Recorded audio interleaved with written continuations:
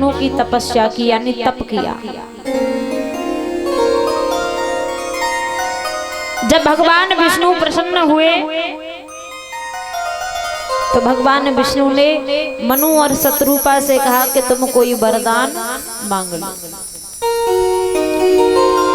तो मनु और शत्रुपा ने वरदान मांगा कि प्रभु आप हमें वरदान दीजिए कि तुम्हारे समान हमारे घर में पुत्र की प्राप्ति हो जाए।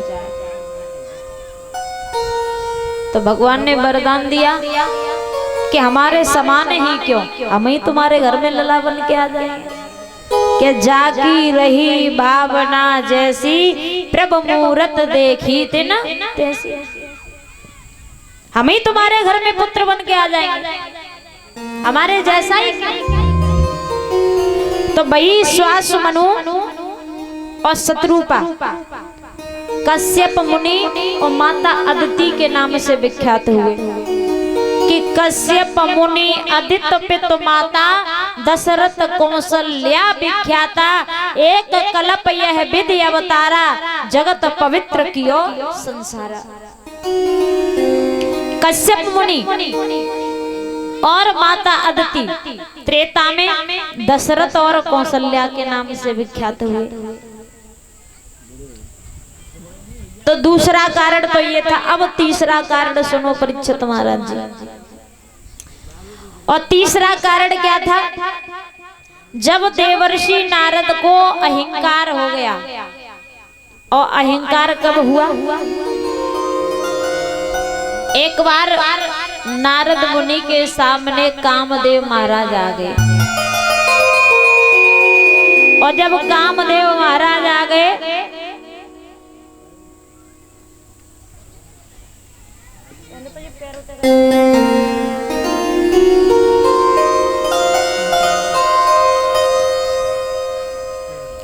और जब कामदेव जी आए तो देवर्षि नारद पर कामदेव का कोई प्रभाव नहीं पड़ा।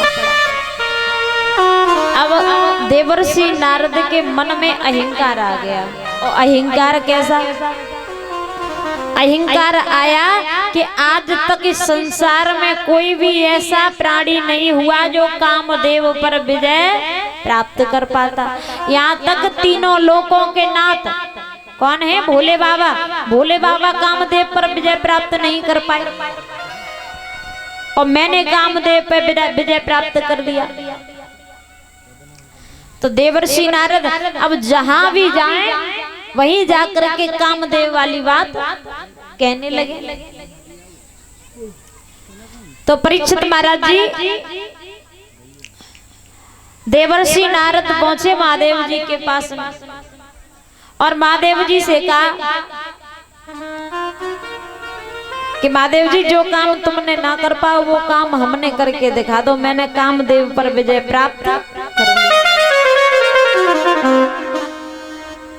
तो भोले बाबा ने कही, नारद जी ये बात हमते कही तुमने कोई बात ना है, हमने तो बर्दाश्त कर ली, सुन ली, पर लेकिन ये बात तुम श्री हरि विष्णु भगवान से मत कह देना। परीक्षित महाराज जिसके मन में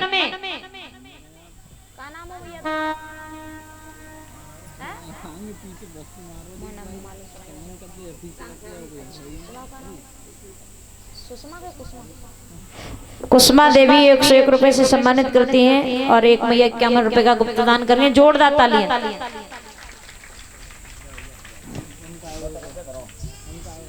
तो परीक्षित महाराज जी भोले बाबा ने कहा कि नारद मुनि ये बात हमने तो बर्दाश्त कर ली, कोई बात नहीं, पर लेकिन ये बात तुम श्री हरि विष्णु भगवान के सामने मत कह देना।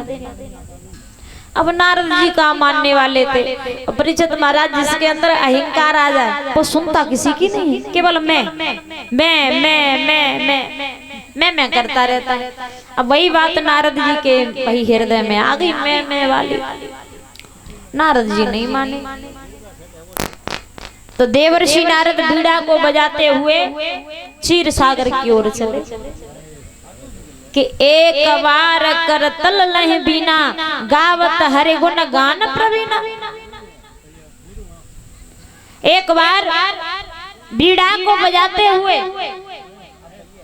नारायण नारायण कहते हुए देवर्षि नारद क्षीर सागर के दरवाजे पर पहुंच गए। और जब क्षीर सागर के दरवाजे पर पहुंचे तो विष्णु भगवान ने दूर से देखा कि नारद जी चले आ रहे हैं। विष्णु भगवान समझ गए कि नारद जी आ रहे हैं, ये बात कहीं तक ठीक है, पर लेकिन साथ में अहंकार लेकर के आ रहे हैं, ये गलत बात है। नारद जी आ रहे हैं तो सही बात है, पर लेकिन अहंकार लेकर के आ रहे हैं, ये सबसे बुरी बात है। तो भगवान विष्णु स्वयं अपने शेष नाग की सैया छोड़ करके देवर्षि नारद का सम्मान करने पहुंचे और सुंदर से आसन पे बिठाया। और सुंदर से आसन पे बिठा लिया तो नारद जी से पूछा कि नारद जी बड़ा दिनों में आना हुआ तुम्हारा, क्या समाचार लाए हो? तो नारद जी कहने लगे प्रभु आपको पता है जो काम भोले बाबा नहीं कर पाए वो काम मैंने करके दिखा दिया, मैंने कामदेव पर विजय प्राप्त कर लिया। भगवान विष्णु हंसने लगे और हंस करके भगवान विष्णु ने कहा नारद जी भला जो बैरागी है उसे कामदेव कहां सता सकते, तुम तो बैरागी हो, आपने तो बैराग्य धारण कर लिया, तो भला कामदेव आपको कैसे सता दे। अब भगवान ने प्रशंसा कर दी परीक्षित महाराज, साक्षात भगवान ने तारीफ कर दी। अब भगवान ने तारीफ कर दी तो देवर्षि नारद को और भी ज्यादा अहंकार हो गया, क्यों अब तो भगवान भी मेरी तारीफ करने लगे। हाँ, अब नारद जी वहां से चले तो भगवान ने एक माया का जाल रचा कि बस ही नगर सुंदर नर नारी, एक सुंदर नगर का निर्माण कराया और इसके नर नारी भी सुंदर हैं। अब नारद जी वहां से होके चले। अब नारद जी ने जब उस नगर को देखा, नारियों को देखा, पुरुषों को देखा तो देवर्षि नारद मोहित हो गए।